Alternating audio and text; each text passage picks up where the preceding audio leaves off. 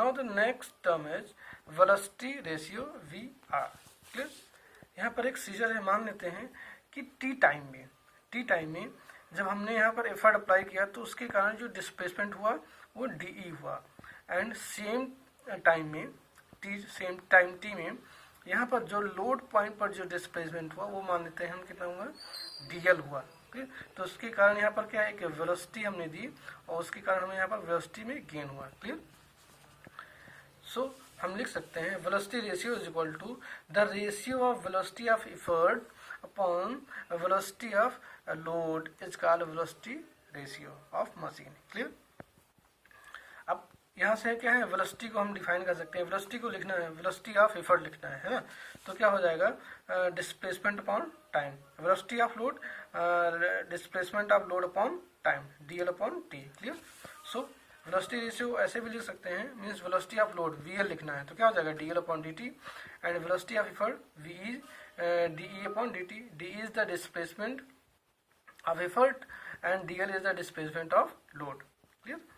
सो अब हम क्या करेंगे, DL और DE के प्लेस, VL और VE के प्लेस पे DL upon DT and DE upon DT यहाँ पर पुट कर देंगे तो हमारा मिल जाएगा DE upon T and DEL upon T। T and T cancel हो जाएंगे तो क्या मिल जाएगा, DE upon DL। Means velocity ratio is also equal to displacement of effort upon displacement of load. Clear?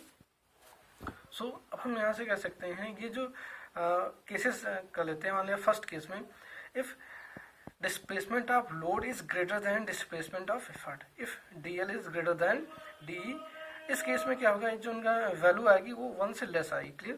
Then DE upon DL is less than 1, that is velocity ratio is also less than 1। तो इस case में क्या है, हमें gain in speed मिलेगा। Clear? Gain in speed. Now the next point, if displacement of load is less than displacement of effort, then इस case में है ना, if DL is less than DE greater हो गया। क्लियर? तो उस case में DE upon DL is greater than 1 होगा, displacement of effort is upon displacement of load is greater than 1 हो जाएगा। तो अब if this is greater than 1 then velocity ratio भी क्या है, 1 से ग्रेटर हो जाएगा। तो उस केस में हमें क्या हो जाएगा, फोर्स मल्टीप्लाई के तरीके से जो मशीन है वो वर्क करेगी। इफ DL है ना, displacement of load is equal to displacement of effort, then DL upon DE upon DL क्या है, 1 के बराबर हो जाएगा और वेलोसिटी रेशियो भी 1 हो जाएगा। तो इस केस में इसको हम change in direction of effort के केस के लिए यूज कर सकते हैं। क्लियर?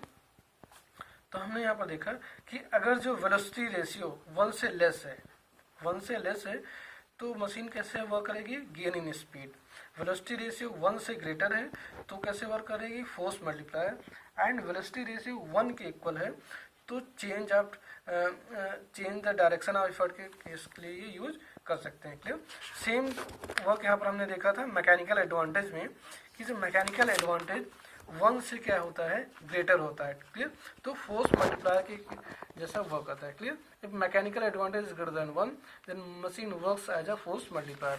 सेम कंडीशन यहाँ पर भी है कि जब वेलोसिटी रेशियो 1 से ग्रेटर है तो मशीन कैसे वर्क कर रही है, फोर्स मल्टीप्लायर के जैसा। क्लियर?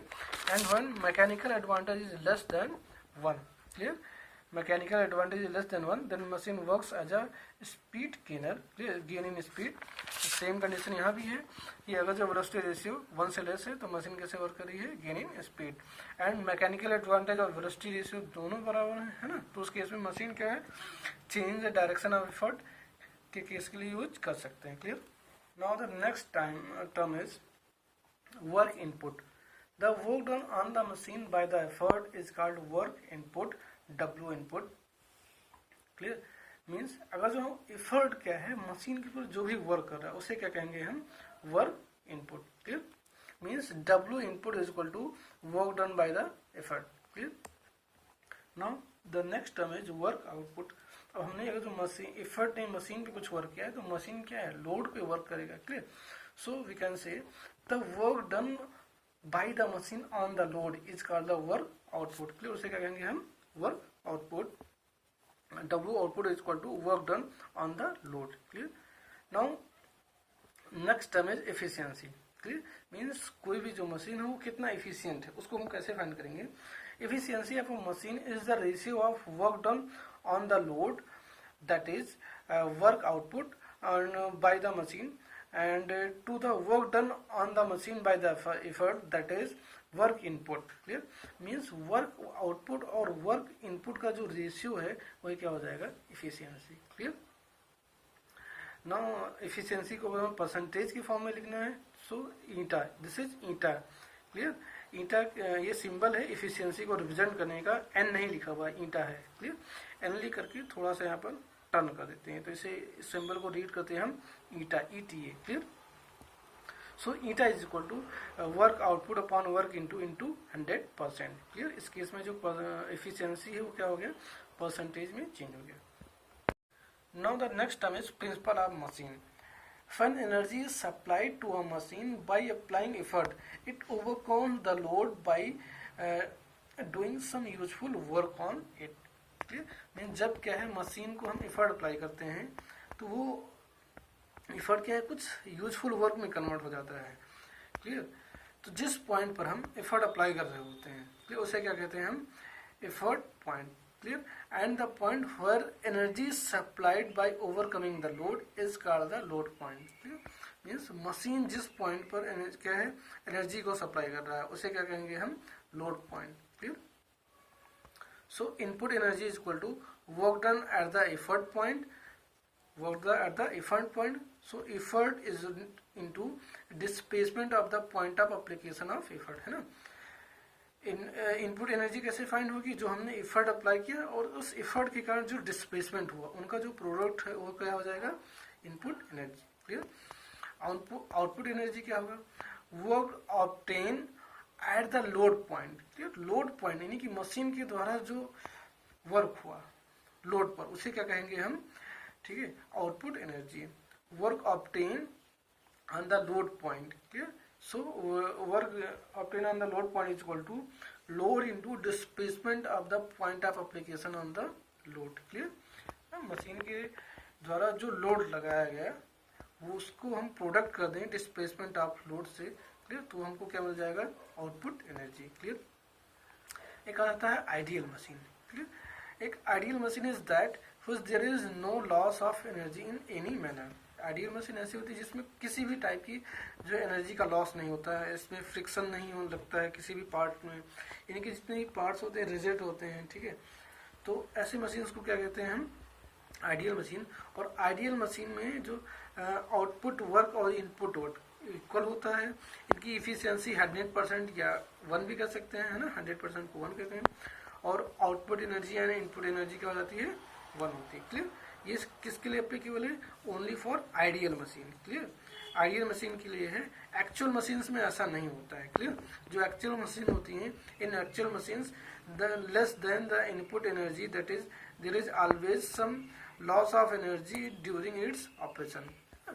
एक्चुअल मशीन्स में जब भी कोई ऑपरेशन हो रहा होगा, ऑपरेट हो रहा होगा, तो उस केस में एनर्जी का लॉस होगा. ठीक?